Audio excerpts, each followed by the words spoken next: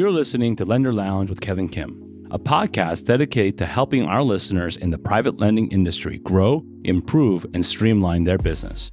I'm Kevin Kim, partner at Fortran Law, the nation's largest private lending law firm. Join me as we chat with the best and brightest in private lending. They're eager to share their years of wisdom and best practices for lenders, brokers, borrowers, investors, and more. Subscribe to Lender Lounge on your favorite podcast platform and visit our website, fortranlaw.com, to learn more about how we can help you scale. Check out the episode summary below for other valuable resources. Welcome, everyone, to another episode of Lender Lounge with yours truly, Kevin Kim. We are in full swing in season 6. Today, we are recording in my home studio. I never record from home, but, life happens. Today, we are honored to have a guest on the show, a company. I think you guys have been a client the longest of most of our guests, right? All of our guests. I don't know, Fred. We go back a while. Please introduce yourselves to our audience, and let's get started. Hi there, Fred Ray, founder of Rain City Capital. I think we got 17 years this year in June. It's been a long road. I'm not sure how long we've been jibber jabbing, but it's definitely been a while. I think the first time I met you was at the AAPL when there was like 8 booths and like 5 people tops. So old dog of the business for sure. Ian Morrell. I've been a partner of Fred since 2013, I believe. Fred and I started as competitors. Funny story behind like our origin stories on how we met, but essentially 2013 we joined forces. Yeah, been running ever since. Putting up with this guy for a long time. I love it, and very rarely do we get to have partners on the show, and so I'm glad you guys are both here. The main topic of this show is to really give you guys a platform and learn more about the history of the company and your partnership and all that fun stuff, right? So take us back. I mean, Fred, you said 17 years. So, I mean, what is that, like 2009, I think. 9? Oh my goodness. Yeah. I mean, hard money, right? Different. Give us the background for both. I mean, you guys are not partners back then. So what were you guys? Take us back in time and let's talk about your backgrounds, how we got to this crazy place called Rain City. Well, Ian, when did you start at the other company? I think it's 2008. It was 2008 or 2009. It was right kind of like at the end of the crash when things started. So it was like 2008, 9. So I started in the hard money biz in 2003. My first networking event that after I learned what a mortgage was and started as a mortgage broker or whatever you want to call them was the foreclosure auction. And I never left. I loved it. I loved every second of it. I attended the foreclosure auction in Washington. It's weekly. And, I finally got to make the full-time jump to hard money in 2005. So really, last year I celebrated 20 years in the hard money business. So I watched it go from, 50 million under management. Like, holy shit, you guys are big, to 50 million. Like, that's not even a month of originations go away. It's been a while. Right. Yeah, how about you? Take us back to your origin in our industry, and then we'll move on to how y'all connected. Yeah, so when we first started, both Fred and I, we were lending at the foreclosure auction. Anything, which is funny to say, but anything outside of the auction scared us. Like, I still remember funding our first like escrow deal, and I was like, "What's this all about? How's this work?" But I mean, we would go down to the courthouse steps with cashier's checks for $1 million, a couple $1 million every Friday. And I was going down there. I mean, there was not probably a 10-year period in Seattle at the courthouse that I wasn't standing there with an envelope full of checks. And Fred would show up every once in a while. And I've told the story of this nerd that would show up in oversized jeans and glasses and kind of stand in the corner and wouldn't talk to anyone. And, I talked to him a few times, got to know him a little bit and realized he's a pretty good dude. And he would show up and, when he showed up, usually, because he wasn't there every week, but when he showed up, usually he was there to buy something, and he was representing someone on a property. And typically, what was your average loan size back then, Fred? 60,000, baby. Yeah. So, you could almost see Fred showing up and know, okay, he's on that property, right? That was like the Fred Ray special. And I was with a pretty large firm at the time. I didn't have any equity, but at the time I was the originator, the underwriter, everything. I basically looked at all the deals as they came in. And I like to, tell the story of how Fred's cute little fund back then, he'd run out of money, and I'd kind of go and scoop up as many of his clients as I possibly could. And then when we had seasoned loans, I'd call Fred and be like, "Hey, dude, you want to buy this loan back or buy this loan?" And I would sell it. Like, it's a great loan. And we had to get it off our books at that time. Like, we didn't really have a whole lot of flexibility after the 9-month period we had with our bank. And Fred claimed he never bought any loans from us, but I swear we did something back then. I don't know. It was a long time ago. That's great, though. It's great to see competitors partner up. So, I mean, Fred, was it called Rain City back then? Yeah.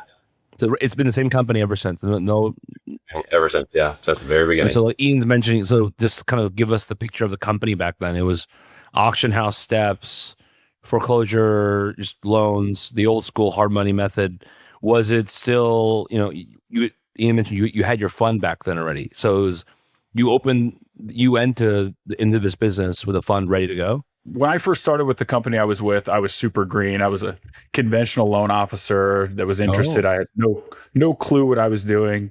I was at the bottom of the totem pole for a pretty large fund and worked my way up over 5 or 6 years with them. But again, like I just went down. I was the guy that would run money to the auction at the very beginning. Wow. Okay. And Fred actually had, I'll let Fred tell the story, but Fred actually had a fund and was shown down there with some investor capital early on. I started with a fund. I didn't know any different, and I'm not the best salesperson. I'm not Ian over here, so I knew how to make a good loan. And through 2008, I lost all my money. I got a crash course on what was a good loan and what wasn't, and I didn't want anybody else telling me what to do. So, I started my own fund. Started it with $90,000 in 2009. Very early. Yeah. And I mean, you've helped me kind of change it over the years. I think the first fund I set up isn't even we didn't even run with those docs. I think we ended up doing something in like 2012 or 2013, kind of reiterated over time as the company's grown and got larger and, done all the crazy stuff we've done. The fascinating part is there's very few shops that are still around from that era. Most of them have either been bought, shuttered, broken up, it's just very rare to see operations continue for that lengthy period of time. I mean, nearly 20 years.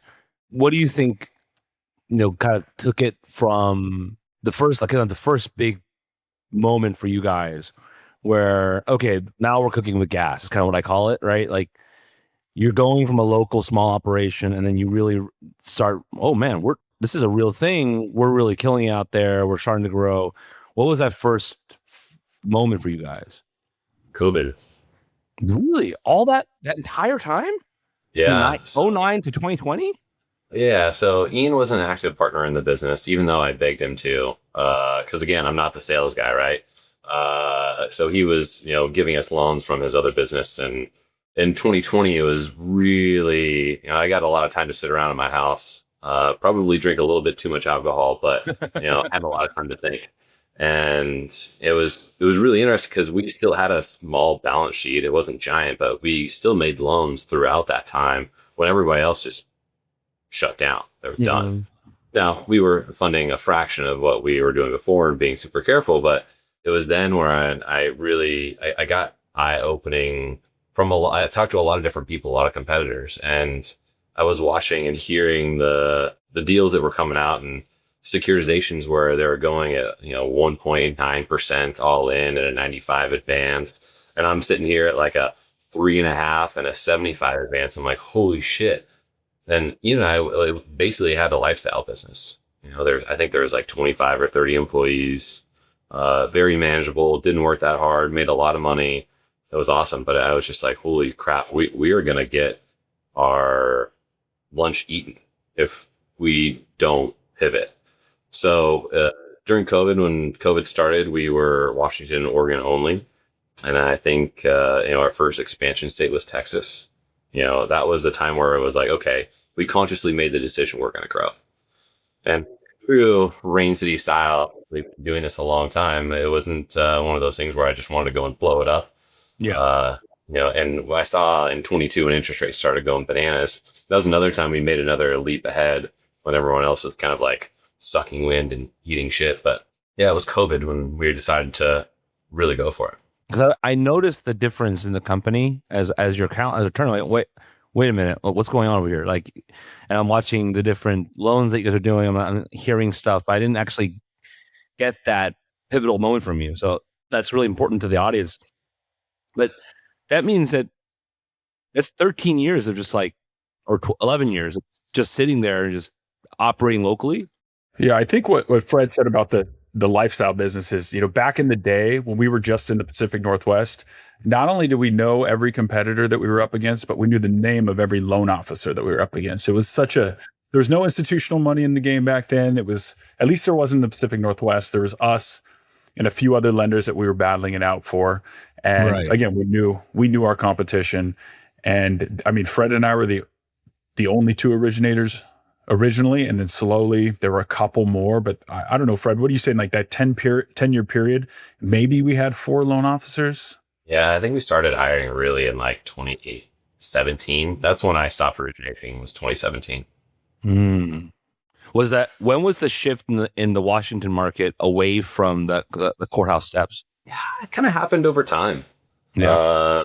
And different locations. The foreclosure auction really ebbs and flows too. So like, when 2012, obviously it's humming, right? There's like 150, whatever. I remember at the beginning, like there's peak weeks on a Monday. You look at the auction, there would be like 350 to 500 properties scheduled for Friday.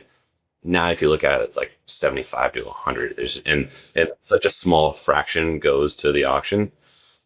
So over time, the market picks back up again. 2015, 2016 rolls around.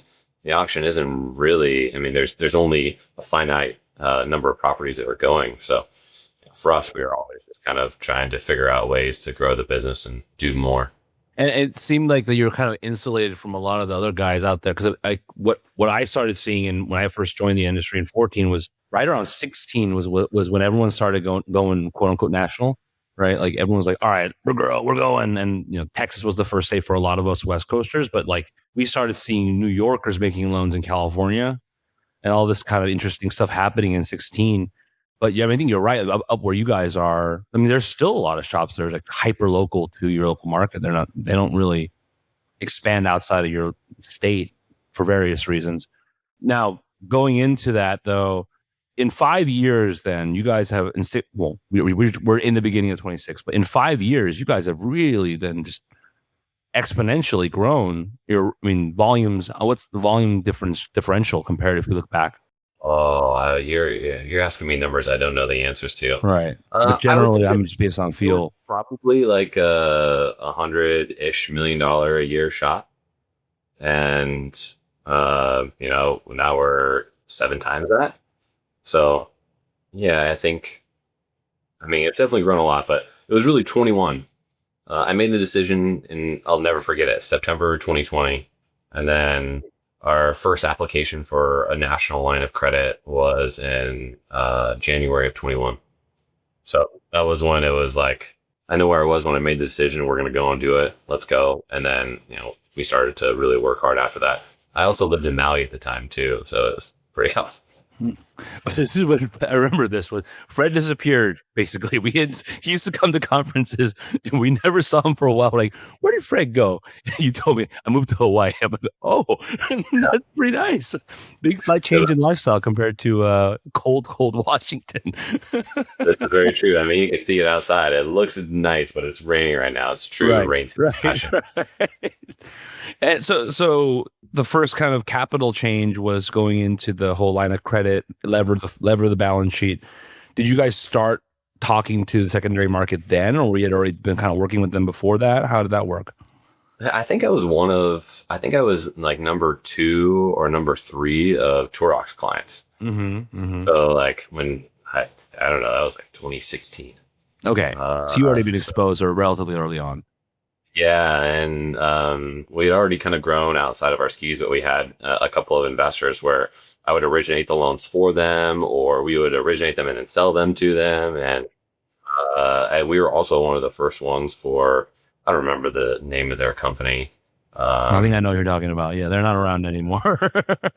Fidelis is still around, but it was like, there's three companies ago when they first got it. I remember it was like Fidelis, Rock, and then yeah. They renamed their company a couple times. Yeah, that's true. yeah, Fidelis, it was now like Fidelis. Yeah. 5 Mile. It's now Fidelis, but it was 5 Mile before, and I don't know. Yeah. Who knows?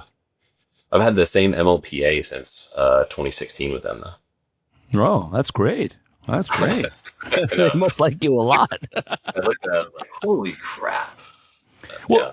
So that's interesting though, because so if you were already exposed to the secondary market back in 2016, very early stage compared to a lot of lenders, what stopped you from taking, the nation by the horns like you guys are taking it now? What was stopping you? Was it just purely just, hey, we're chilling?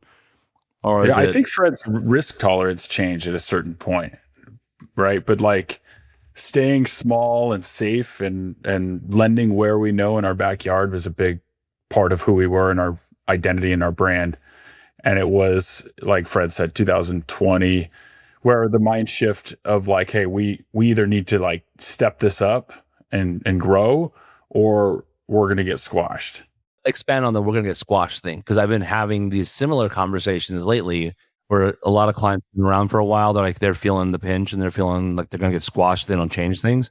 Yeah, I think like the old school evergreen lenders that we were used to, that we were the country club money, you run out at a certain point, so you can only scale so much, and then it takes a lot more capital deployed to access the cheap capital that is out there right now. So those small funds are not going to have access to the same capital that maybe the larger funds were, and we knew that we needed to grow our portfolio to have access to that capital to stay competitive. But I think the one thing that we've succeeded in, I still see the difference between that small lender that has portfolio balance sheet and they can do like niche-y things and be creative, and then you've got almost the institutional side that has a credit box without a whole lot of variance outside of it, right? Like if So this you're is still what they feeling that, like the qualifying and non-qualifying, yeah, it's like BPL loan kind of thing. Okay, yeah, that's it's gotten the thing. closer to that like conventional type of thinking on those institutional lenders. I feel like we are one of the only funds that I know that kind of offer both of those. We have our portfolio. We can still fund the 580 credit score person with a good story, and we can hold on to that one if we believe in it. But we also now have access to that institutional, cheaper capital. So It's funny because I'm biased in that regard, right? Because I mean, my job is doing funds, and like that's the funny part is like there is a large segment of the market that does both, but more and more the guys that are pure balance sheet, like leverage and fund, they're really complaining. Like, and they started complaining like 4 years ago. But man, we're getting our lunch eaten by these giant national guys, but it's just gotten worse past 3 years. So I mean, so that was the logic, right? Your business logic was they have so much cheap capital and they're able to offer such a competitive product. We have to step it up. Yeah.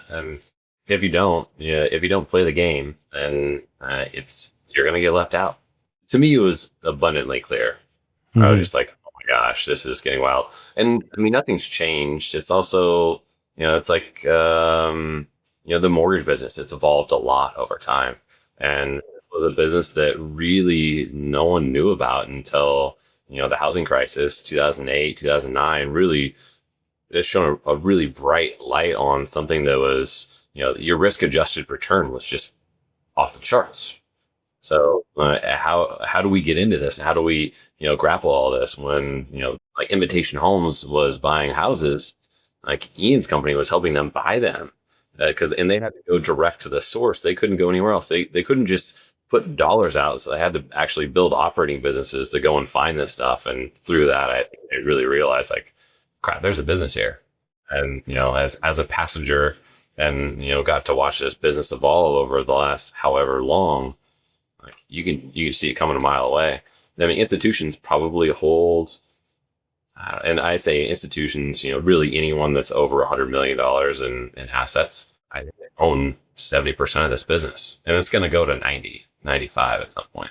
And I think if you qualify it that way, yeah, because there's like you mentioned earlier, right? Like back when 50, 100 million was you were like the biggest name in town if you were that big. Now, I mean, there's several 100 million plus balance sheet lenders out there. Now, kind of the conversation revolves around the $500 million mark in AUM. Yeah. And you're kind of like, okay, you're pretty big. And now the originations are now like the 1 billion in originations lifetime is no longer like, holy crap. Kind of it was, but now it's like, huh? Everyone's doing that. So it's fascinating kind of where we're at. The crazy thing, so what I'm watching too is that, for Rain City, we don't want to be Kiavi. I don't need number one, and no one wants to do that. I mean, I'll leave that to Arvind and his crew. But to be a top 10 lender, I've always been like, wow, if you do 1.8 billion a year, 150 a month, you're going to be a top 10 lender. Mm-hmm. And, this is the first time that I've ever seen it where if you did that much in loan volume, you were lender number 10 for 2025. I mean, doing $1 billion a year in volume was unheard of. Yeah. Pre-2020, it was unheard of. No one did that kind of volume. It didn't exist. So for sure. So, if Rain City's goal is to be a top 10 lender, and amongst all those people, we got to move the needle a little bit, right? Which, it's a lot to go through, especially, for us, we keep culture above all.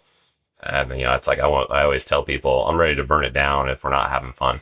Well, expand on that. So like, the team has had to have grown in the past 6 years. I mean, what are some of those core values? I mean, having fun sounds like it's a very fundamental pillar for you guys, but what else? I mean, number one. Yeah. So mission statement is real and lasting mutual success, which that can mean a lot of things, but really everybody, it's to our vendors, like partners like you, Kevin, or you're asking me for the bill up front. And I'm like, dude, I've paid you before. I swear I'm going to pay you. But either way, it's doing right by everybody and making sure you have a win-win with everybody, internally, externally. But what I always say our core values, and you can put them on the website, but I always say it's a have fun and get shit done sandwich. We have 5. Number 1 is have fun, and number 5 is get shit done. And give me some color on like, how the company has like changed people wise. Because if you went through that dramatic change post COVID, I'm guessing you guys also added a bunch of bodies to the team. You had to have, right? I mean, what was it like and what is it now? I'm grateful. I think we're fortunate to have some like real characters on the team that know how to not only set the culture, but keep it going. Mm-hmm. And, whether you have 30 people on a call or 130 people on a call, those people are continuously, being themselves and encouraging others. And then others will start to kind of chime in and warm up to it. But like when we hire new people, I'm like, hey, this culture, you can't be easily offended to work for Rain City. I mean, there's stuff that makes me cringe from time to time. Our HR department is non-existent, but at the end of the day, like you don't have to be that person, but you have to be lighthearted and tolerate that behavior. There's like, we've got 20-year-old, 22-year-old loan officers, and we've got people that are, we have a variety of ages and backgrounds, and now we're nationwide and people from every state with different accents. It's a lot of fun, but what we've maintained this whole time is we can make fun of ourselves and we can laugh. And one thing that we've incorporated a long time ago in every meeting is 5 minutes of fucking around. And that's what we call it. 5 minutes of fucking around. And we can't start the meeting and usually that 5 minutes ends up going to 10. But that right there is like a tone setter, right? You start, it's your first day of Rain City. You're coming in, hey, we do 5 minutes of fucking around. And that's kind of weird. Okay. But it is, again, like little things like that, seeds that are planted for people to kind of get like, okay, this is what these guys are all about. And we've had a couple scenarios where people quit the day after, like 24 hours, they quit. And it's great. Like, at least we know, and it's part of our interview process now. Like, we'll make sure that they know what they're getting themselves into, and I'll oversell it even. And, they come in, and if they might not have thought I was serious, they sit through one meeting and hear one inappropriate joke, and they're like, I'm out of here. It's happened. And Fred's loves it. He's fucking celebrates it. You know? That's a I know moment. this about Fred. I know he does not take himself too seriously. We had a lot of good times over the years. But one of the things our audience, I mean, this is to the extreme. I remember when we were talking about, and I haven't even brought this up, but like when you guys were doing the bond raise, like you told me that you were going around on your roadshow in your usual hoodie and baseball cap when everyone else and their mom was all suited up, necktie and slacks and everything. Dude, you should have seen me at ABS East. There's a couple people that they know me. They totally made fun of me. I went and had jeans and a black t-shirt, and it was just a room full of suits, and like everybody was uncomfortable. I think only 2 people actually said something that were the people that I met with and I didn't know. It was pretty funny. But no, I did not go on the road show. I wanted to, and I told him next time that I was going to definitely wear a hoodie because I feel too uncomfortable with these button-up shirts. I can't do it. Right. I don't think I've ever seen you wear a suit ever. I mean, in all the years I've known you, I don't think I've seen you wear a suit once. I think that's when you know the world is going to end.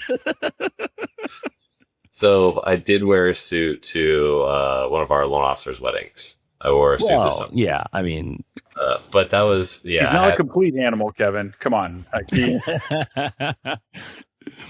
I mean, so let's talk about the expansion of the company people wise. I mean, like, what did the company look like back in let's look at 2019 before COVID. Like, what was when you guys were hyper local?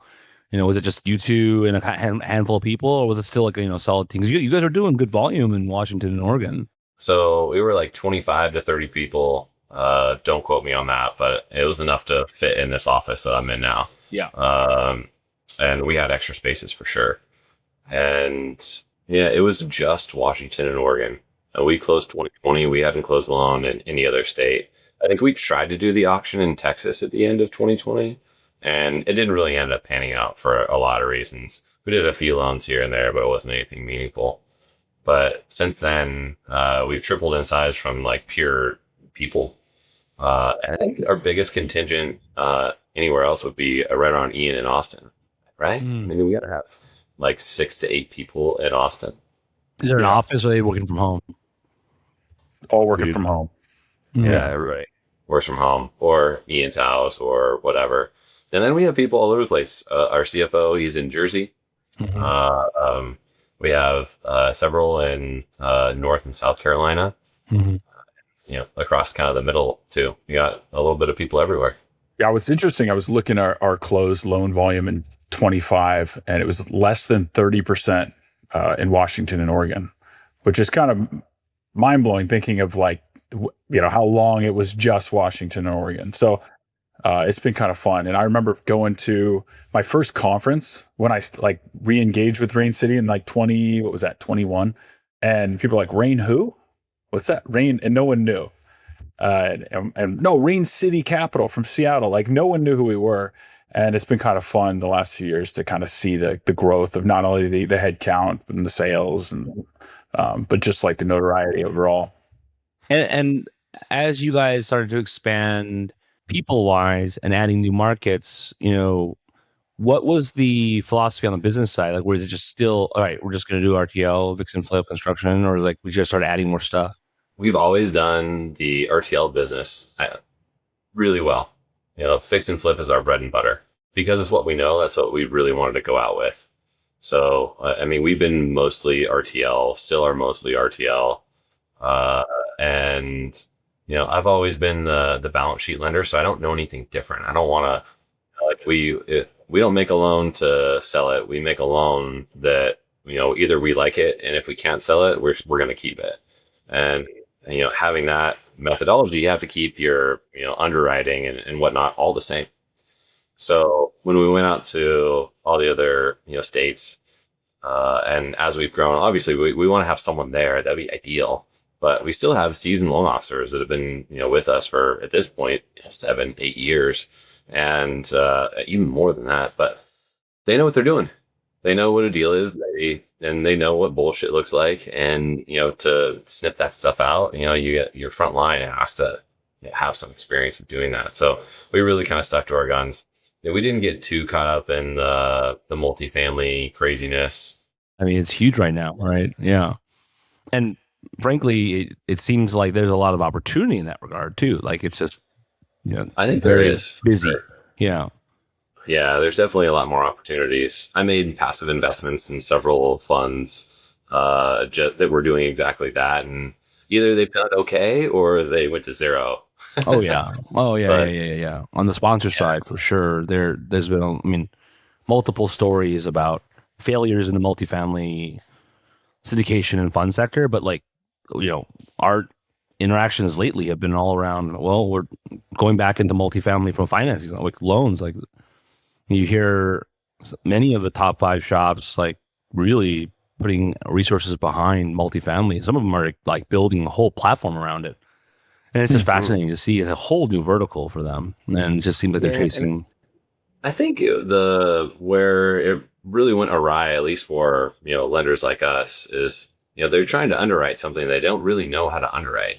They're trying to take a like a per unit basis price, or and not really thinking about what the secondary market of interest rates look like and what cash flow is and kind of how that functions. It kind of theoretically, but in the real world, interest rates go up significantly, you're going to get smoked.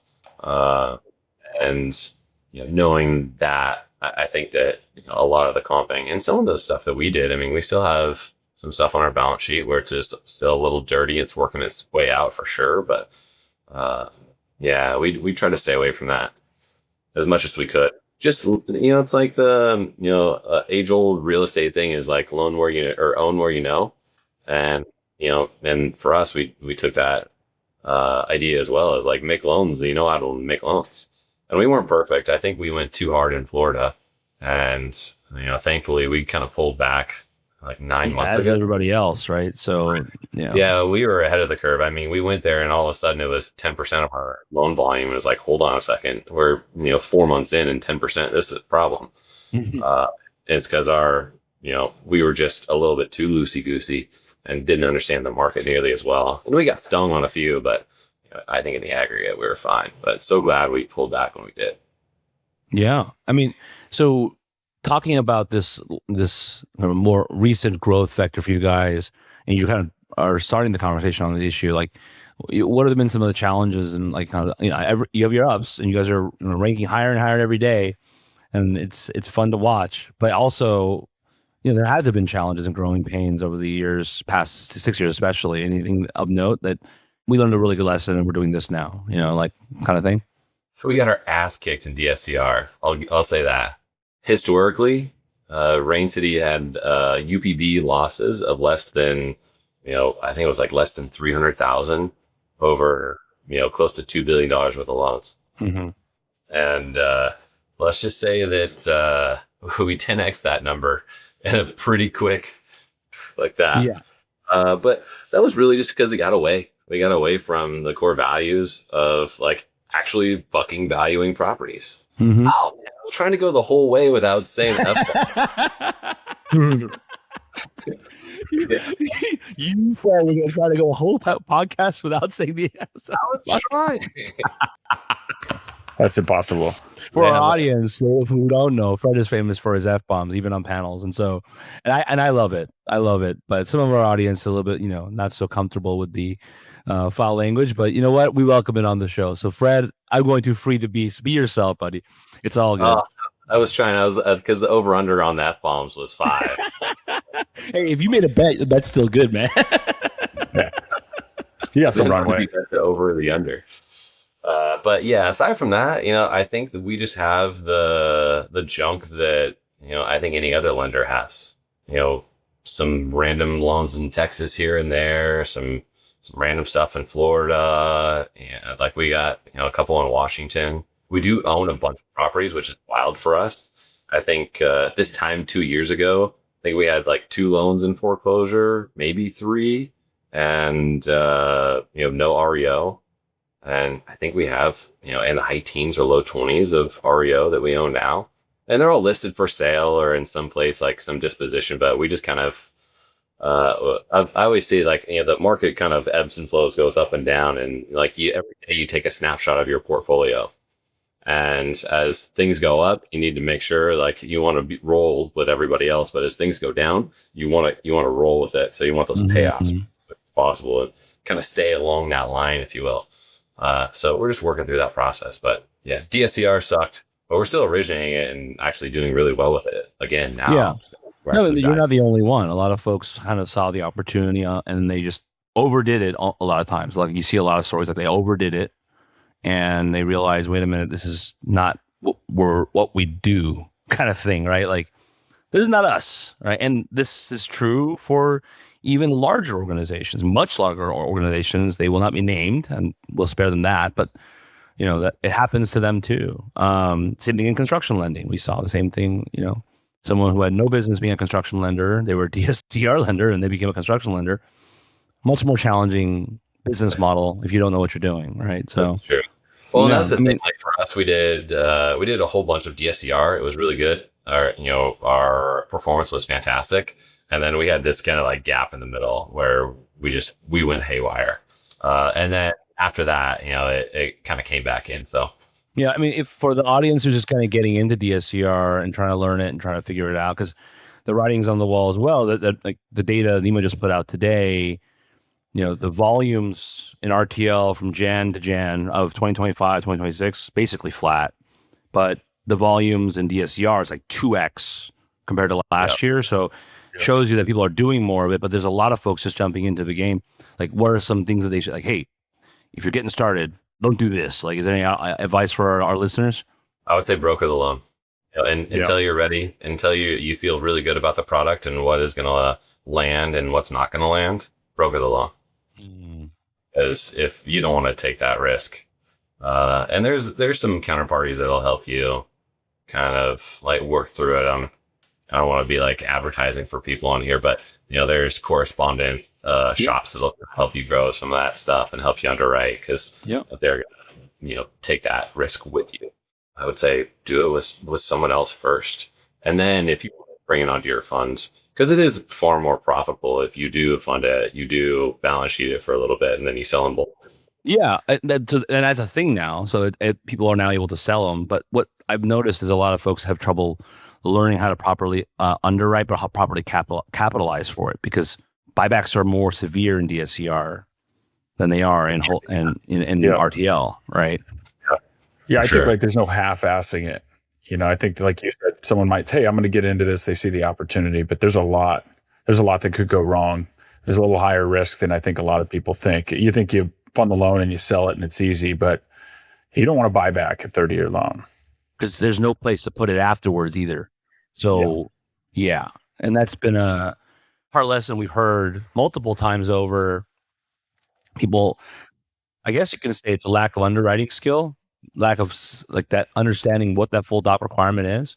But yeah, I mean, people started selling it this past 2 years now, and they're learning their lessons quickly. Even the bigger shops. Yeah. And then what about like, so no multifamily as much, DSCR is still a thing for you guys. How about like ground up construction? Has that always been a thing for you guys? Do you guys do it more often than not? It seems like that's where a lot of the RTL is headed. Yeah, I mean, historically, we've always done it. In 2008, I was, helping some guys originate some of that stuff. So I've been, it was one of my first really exposures to the hard money business was, these guys and the ground up construction. And obviously 2008 rolls around. There's a lot of moldy houses in Washington and a lot to deal with. And it always kind of freaks me out a little bit, but we've still done it. The mechanism behind it is very similar as long as you're building infill and you're not doing any of the horizontal stuff. But it's really been, I don't know, maybe 2% of our business historically. Hopefully we'll probably get that to be 10% of our business. And for me, where I'm focusing a lot of my time and energy on is the, call them ADUs or DADUs. That is a giant business. And SoCal, your area. Oh my goodness. The entire state. It's affordable housing. I mean, there's so many things that really lend towards that. And, you're still doing loan amounts that are theoretically for just financing the DADU. That's like, whatever, $300,000 to $500,000. There's a lot of positivity when it comes to that market. So there's a lot of NIMBYism with that, though. It's starting to become an eyesore. at least in San Diego. Like I didn't believe it when my clients were telling me this, and I was just in San Diego for MBA, and I'm driving by this neighborhood, and there's like a 1-story in the front and a 3-story in the back, and it's like, what is going on? Yeah, now And this is not just throwing, one property; this is several. Yeah, now they're throwing like 2 in each backyard, right? So like, you got 3 structures that are crowding a lot. I mean, they're allowing some pretty high density in Seattle, so you're going to see a lot of that. Yeah, and they're waiting parking limitations and permitting limitations, and it's been interesting to see the boom in that direction. And clients have definitely done well doing it, especially me. San Diego is kind of the boom market for us Californians, but yeah, I'm glad to hear it's doing well for you guys in Washington. In 2006, I was building these things. Oh yeah. Like, I was buying the lots. I did a handful of them in Queen Anne. It was kind of the same thing. It was like, you guys are building these super ugly. What are you doing? What's going on? And you couldn't like condo and could do any of those things. So like, I've been doing this stuff for a long time. And I think that, with affordable housing, it's here to stay. But the thing is, like, some of these things they sell, there's 2,000 square feet and they sell for 1.1 million. How is that affordable housing? I don't know. Well, that's the phenomena of problems in Washington and in California, where you have a lot of very, very wealthy people, and there's no new supply, and so it's just, I mean, average loan size in California is starting to get creeping. We were worried it was going to creep to 1 million, and it already has, right? So, you look at California lenders now, like their average deal size is like well over 1 million, and you start seeing guys that their deal sizes are now 3 million and up. But they used to only do deals from 1 to 3. And so that's just it. It's unfortunate, but it's kind of the nature of the game until they can free up some more permits. We can't get a permit here to save our ass. I mean, it's impossible. So I don't know how bad it is up there. Takes a while, right? Well, depends on what you're doing. Yeah, if you're doing so, they've systematized ADUs and DADUs, and there's requirements that of when the city has to respond by, which is like, oh my gosh. And they've templatized what you can and can't do. And they basically, the Washington State, because they passed it statewide, was like, look, you have to pick 6 of the 9 plans, and here's the 9 plans you could choose from. Yeah, it's kind of similar to this down here. It's like a prefab almost, and sometimes it is prefab. Like I've seen it where like there's a crate coming, and they just drop it on the dirt, and they just put it like on the foundation. Yeah. They're good That's looking. Fascinating. I mean, they're pretty sexy though, most of them. Like they've done a good job of like making them modern and they look cool, but they're still shoved in someone's backyard. And the access is typically, a shitty alley, or you're walking through the front yard to get to it, right? So it's not ideal. The interesting part is like other markets, they don't even have a sniff of this. Not like in Texas, you only see it a little bit in Austin with the casitas, but you don't see it in Dallas. You're not seeing it in San Antonio. You're not seeing it. It's not as commonly done. Arizona's saying the same thing. We're not seeing this phenomenon happen. Why? Because they can actually build stuff there. Yeah, there's land. Well, there's land too, but the state is like, the counties are like, permits. Doesn't take 3 years to get your zoning permits. All right, so I want to talk about I think one of the things that really put you guys on the map when it came to like the national market and a lot of the players was your securitization. And it was a big surprise to me, like, wow, you guys are doing securitization. And you guys were one of the very first, I consider, kind of independent shops to do one, right? And then everyone else did one after you guys, right? A lot of shops did one after you guys. What was that like? I mean, it must have been really painful to get through a lot of that. I guess you can call it due diligence. It's just you're dealing with investment banks this entire time. It's not fun. Yeah, I think the road had been paved before with a lot of really high quality shops that our credit looks very much identical to. So if you take a Rain City loan versus a Kiabi loan, they're very similar. Mm-hmm. Obviously, there's differences, but if you look at from their criteria, it's very similar. So going to the market and marketing, I think was good in that respect. I think it's bad in that respect because I'm not some like cat markets ninja that's telling them exactly what they want to hear. I think I showed up and they're like, "Who the fuck is this guy?" Okay, that was 2. That culture shock is kind of what I want to get to hone in on, because like most people in private lending are not capital markets ninjas, right? They're lenders, they're mortgage guys, they're real estate guys. Like it takes a certain level of like, okay, now I talk about the acclimation of getting like you're learning all this lingo and what the parameters are because your point is taken with the whole idea of the loans being similar, but it's a big lift, isn't it? It's definitely a lift, that's for sure. I think if you have the right Sherpa, it makes it a lot easier. You get the right, investment bank behind you, and it's not that hard to go and find them. There's a bunch. We worked with Nomura, and we had worked with them previously on note sales and some other stuff, and they were a giant help for us. They kind of educated you what this is going to look like, and they prepared you. Yeah, I would say that for sure. I think, it was more of, this is what your assets need to look like. This is what, we're looking for. You got to have your shit together on the ops perspective. You can't walk into that room and not have it together. Expand a little bit more on that. Like what do the investors and the bankers expect these operations to look like? Is it, general counsel, audited financials, chief compliance officer, all that kind of stuff? Like what's the ask look like? Having audited financials is table stakes. If you don't have audited financials, I mean, I think that might be a given, right? On your opco, right? Not just on the portfolio co, right? Yeah, you got to have both of them. If you're not doing both, you should definitely be doing both.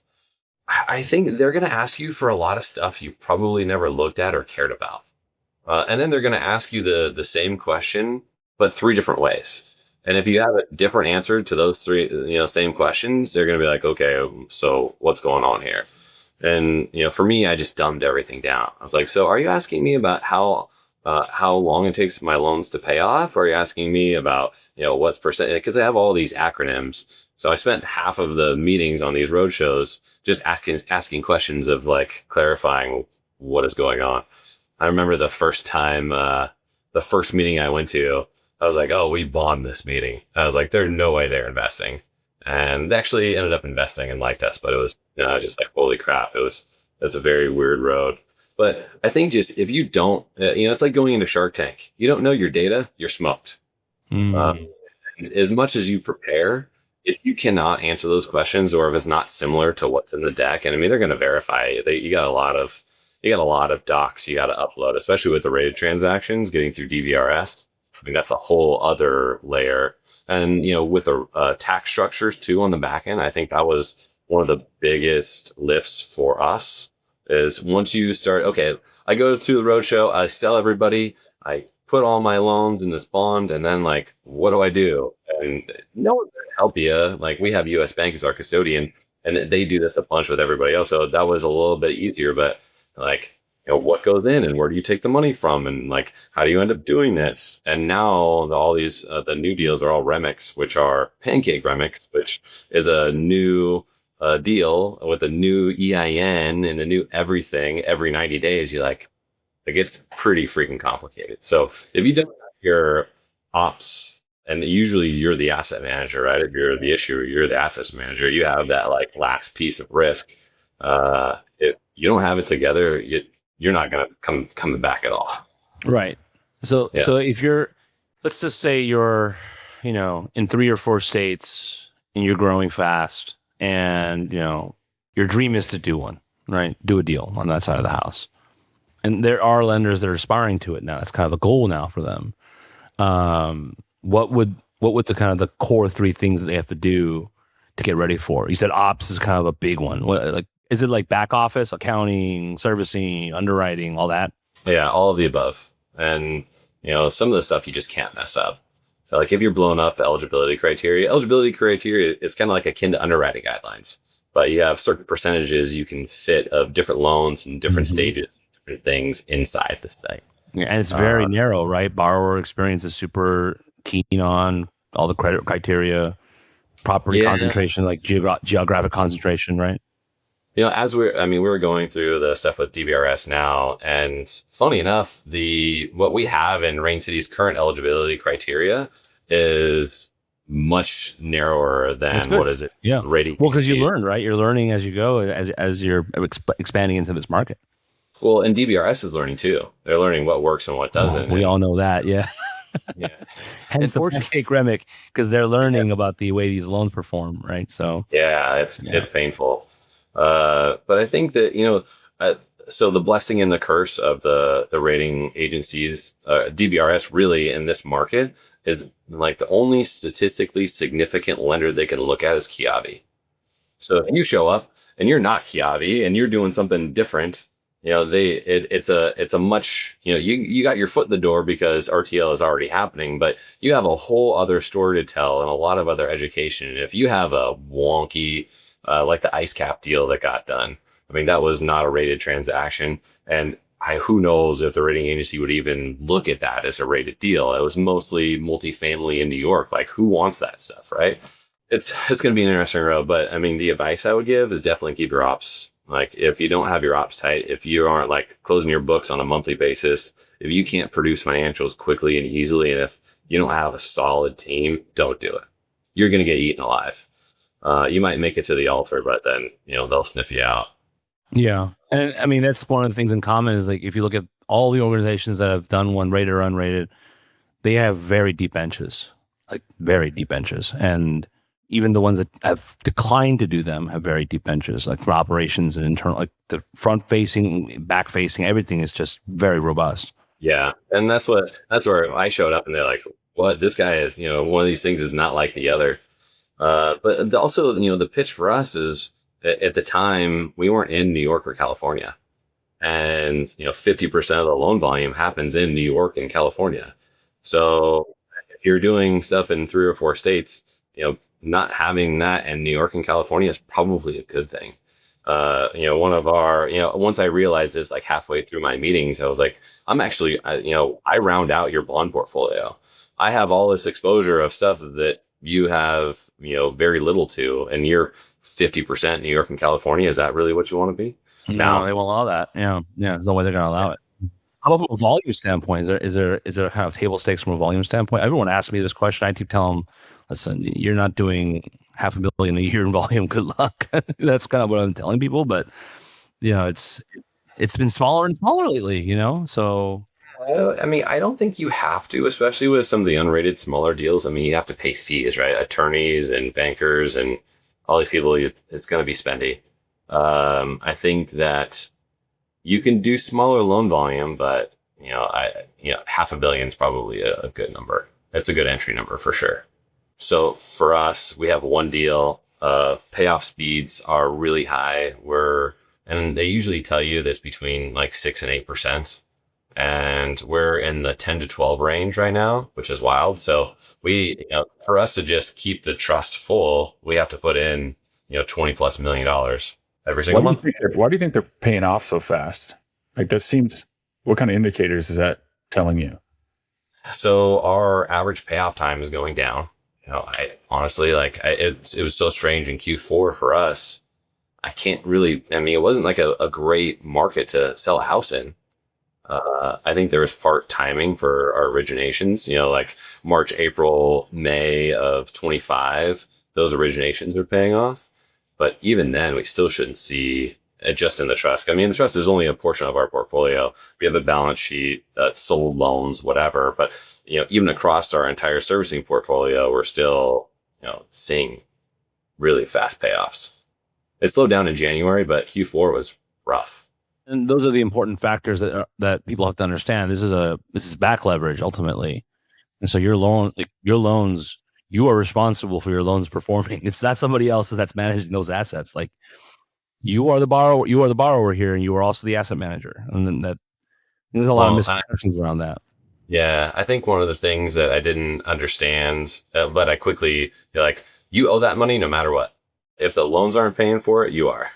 And where it comes from is, you typically the issuer or sponsor, whatever you want to call them, they hold that top 5% at least. And there's minimums that can get to. So if they're eating up principal to pay off the interest, they'll call it a deal. It'll just be done. Right. All right. So moving into kind of the forward-looking part of this podcast, we're going into what I would call an interesting year. It's been, like I said earlier, January comparisons, RTL volume is flat. Foreclosures are up Although they just kind of screw you on that. What's your take right now where we're headed? Because it's a weird market. There's a lot of weird stories being told out there. I'd love to hear some of your weird stories, Kevin, but go ahead. Yeah. My weird stories all revolve around investors being stupid. That's where most of my. I feel like for the last 4 years, I've had this optimistic approach come. I think it was 3 years? Because I think in my head, May 2022 is when I was really had the moment of when that cost of capital spiked, and I was like, oh shit, this is changing. And I always have this optimistic approach come January, this is going to be a good year. This is going to be the year. And you can hear that everywhere you go if you want to hear it, because obviously in real estate, you're talking to a bunch of, if you're asking about the economy or you're looking for what you want to see a lot of times. And we would love to see a good year. So essentially that's what we tell ourselves. And, I've learned that they're all full of shit and we don't really know. And, so I think that I'm going into this year, to be honest with you, expecting it to continue in this flat. On the RTL side, I feel like it, I feel like it has contracted a little bit, and we're seeing it. I think DSCR is going to be the opportunity, like you said, in 2025 it was, but we got kicked in the teeth in the wrong time, and it lost a little bit of momentum on that side. And now we've made the changes we need to make to come back pretty strong, and we're ready to hit it hard. And so DSCR, ground up construction, and getting into California. I mean, that's another piece to us of getting we're almost there. We're almost there. Yeah. I wasn't going to ask you about that, but we're almost there. Don't blame me, blame the DFPI, right? Gavin Newsom does such a great job. But you know what? I will commend you for, talking about the challenges you've had in DSCR. It takes a lot to do that. On this show, not every guest has owned up to flaws or failures or whatever. They kind of spin it. And I'm in the back of my mind, yeah, I know that's not the truth, but you guys owned up to it, which is great. Our audience, they like that. But I like that a lot as well. It's you got hit in the teeth, but you rallied, right? I think everyone goes through that. Maybe ours is a little more severe, but I think at the end of the day, it makes you better, it makes you stronger. I think that sometimes if you're riding high too long, it's a good reset for you. And it forces you to look at some of the look at the expenses, the back end, the processes, and make changes that are going to make us better. And I think that's the best thing that came out of it is it forced us to kind of stop, reset, and and we're going to be better because of it. Yeah, for sure. I heard a guy, it was a video, I can't quote who it was, and he's like, I've never had a bad thing happen in my life. And they're like, oh, shit, really? And he was like, everything that would be categorized as bad has taught me something and has brought me further in life. So, and in the moment, it's always, you're like, screw that. This is terrible. But, it's always those things in time, those moments in time where you get kicked in the nuts and you move on, you shine your shoes and you get back after it. Yeah. So what are you guys working on going into the year? Can we talk about California, right? What else is the Rain City team pushing towards for 2026? What can your borrowers, your brokers, your counterparties kind of look forward to once they watch this episode? I think the two main focuses for me are expanding DSCR and the broker business. We just launched our table funding. We just funded our first table funding deal actually last week. So pretty excited about that. And so that's going to be a heavy focus for us in 26 for sure. And we also focus on supporting we don't want to have, 100 loan officers. We would rather have 10 to 20 amazing rock star loan officers. And so we've been adding support to them. And I think it's so much easier, for a $5 million producer to get to 6 with some support, or a $6 million producer to get to 8 with some support, than it is to bring someone in and start from scratch and get to that 0 to 1 and 0 to 2. So if I were to pick 3 things, it's DSCR, it's the broker business, and focusing on supporting our top agents and helping them scale. And I'm going to be trying to figure out what the hell a pancake remic is, and maybe just tossing it all in the garbage. It's not the right phrase for it, I feel, because what they're not telling you is stack of pancakes, right? Yeah, that's the stack. And the reason why I call it pancake is because they just put a new one and a new one. Yeah. They should call it a layer cake instead, because that's what it really is. It's lasagna. Let's call it Lasagna. There you go. Tell the investment bankers. Let's call it a lasagna remake instead. It sounds nicer. I'm not sure we could sell that one. But. Comes up with these terms. It's like basically some random attorney one night, and he's like, "Oh, I want to call this a pancake remake." Oh man! All right. So another thing I want to make sure we always forget to do this. I want to make sure we do this this time. Where can our audience find you? How can they reach out to you guys? Because especially since you're now growing the broker channel, how can our broker audience get a hold of you guys? Website is always the best way. So for brokers, there's a form on the website to get information. Mr. Dalton Elliott will most likely be reaching out to you. So, and if you want any information on loans or loan officers, or if you're looking for a new shop to come to, get on the website, look us up. I'd love to talk to you. What's that website? RainCityCapital.com. All right, boys. Well, I'll be seeing you guys at a conference soon, I'm sure. Drinks are on me. And for all of our listeners, thank you for listening. This has been a fun episode. Fred and I always have fun. And Ian, you fulfilled your promise. The F-bombs were at a minimum today. Oh, what a fun time. Thank you all for listening. And we'll see you on the next one. This is Kevin Kim signing off. Subscribe to Lender Lounge on your favorite podcast platform and visit our website, fortrelaw.com, to learn more about how we can help you scale.